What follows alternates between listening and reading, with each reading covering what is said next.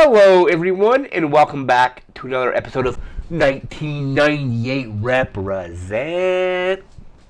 On this episode, we're taking a look at number ones by Mariah Carey. This is essentially a compilation of, I guess, like the first 7 or 8 years of her career and the songs that went to number one. It also includes some new songs as well. So let me get my notes out for this. All right, there we go. So this was first released on November 17th, 1998. I actually have the album right here on CD. I've had this for quite a while. I don't think I bought it right in 1998. It may have been like a year or two later. But it's the CD, or the case at least, has definitely, seen better days. It's definitely this album here is probably my favorite collection of stuff from her. I think she did another greatest hits collection, or another collection like that a few years later that was actually not just songs that went to number one. So this is mostly stuff that went to number one with 4 new songs. Yeah, let me see. So there's 4 bonus songs and then 13 of her number one singles from basically ranging from, I want to say 1990, I think is when her first album came out, and ranging all the way up to songs off of her 1997 album. And then some of the stuff on here, there is a song from the Prince of Egypt movie, which was also released in 1998. So just some quick notes. This is the first kind of compilation or greatest hits collection from her. They, I don't think she necessarily liked the term greatest hits because it was basically only songs that went to number one and didn't include some of the other songs that were her favorites. We'll get into that a little bit later. So 13 number one singles from the Billboard Hot 100. This reached number 4 on the Billboard 200, charting in basically it topped the charts in Japan, Greece, Malaysia, and Thailand. I think the Japanese version of this album also includes All I Want for Christmas Is You, which is apparently her most popular song in Japan. It has some great record sales, and this is in Japan. This is apparently, from what in my research, is the best-selling album of all time from a non-Asian artist. So that's pretty impressive. I think it sold some in total. I think it went double or triple platinum initially. It maybe even had more. And I think now the total sales on the record are 15 million copies or something like that. Let's see. So, and Mariah Carey was actually not super impressed with the selection of songs that were chosen for this album. I have a quote from her I'm going to bring up about some of her kind of displeasure with some of the selection. So this is quoted from I think it was a Vibe article. It says, "Everyone swung it like I didn't want to put something out because I wouldn't accept less than a number one pop single. That's not even true. I didn't want to, quote, break a streak. My streak was broken a long time ago. I don't even have a streak. I had 5 number ones, then I had records that didn't go to number one. Whatever. I wanted to put out Breakdown with Bone Thugs and Harmony.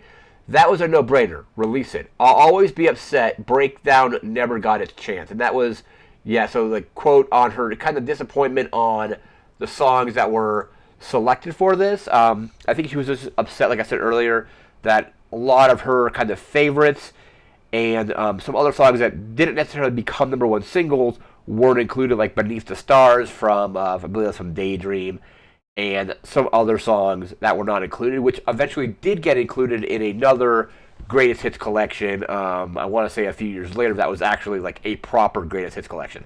That being said, this album is really good. I actually keep this kind of in when I go to work. I have a CD player in my office. This CD gets played quite a bit. I was playing it earlier this week actually. As you can see, the case is actually broken because it's been I've had it for quite a while, and you've got the disc there. Disc is actually in pretty good shape because I think I take care of my CDs pretty well. But we have here is the little pamphlet that comes with it. Got some pictures on, what have you, and then it just kind of folds out, of course. Like, we got that. And there's some other kind of like pictures on the back as well. But just a really good, very solid collection of songs. And we're going to go through, let's see if I have any other notes here. Oh, yeah, because she was happier with the 2001 Greatest Hits, which came out, like a few years after this one did. And just dropped the little jewel case there. But we're going to go take a look at the track list, because the track list on the back is actually not in the proper order. So the track list on the back here looks like that. And the 4 tracks on the bottom right here are our new songs, because she felt she didn't really want to release just a collection of songs that people that were fans of hers probably already had. So she kind of was able to get 4 new songs in here, because she thought it was kind of unfair to fans to release an album that didn't have anything new on it. So 4 new songs that were included, but we're going to bring up the track list, because on the back it says actually, see inside for sequence, because that is not the track order. We're looking at the track listing here. So this is the standard edition. There was like an international edition and a Japanese edition that includes some extra stuff. But track number 1 is Sweetheart. Track 2 is When You Believe. That, I believe, is one of the new songs. Yeah, because When You Believe, let me take a look here. Yeah, When You Believe is from the Prince of Egypt, the soundtrack to that animated movie. Track 3 is Whenever You Call with Brian McKnight. That's from Butterfly, which is, I believe, the album right before this in 1997. Track 4 is My All, which is also from Butterfly. Track 5 is Honey, off of Butterfly as well. Then you get track 6, which is Always Be My Baby from Daydream. I think Daydream's probably my favorite album from her, because it came out in 1995. Has like Always Be My Baby, Fantasy, One Sweet Days on that as well. Just a great album. I think Underneath the Stars is also from that album. But yeah, track 6, Always Be My Baby from Daydream. Track 7 is One Sweet Day with Boys to Men, which is also from Daydream. Track 8 is Fantasy, which is the Bad Boy mix, which features ODB. That's from Daydream as well. I don't know if that particular version is on Daydream or not. I think the one on Daydream is like the standard edition, and then they did this kind of like other version with ODB.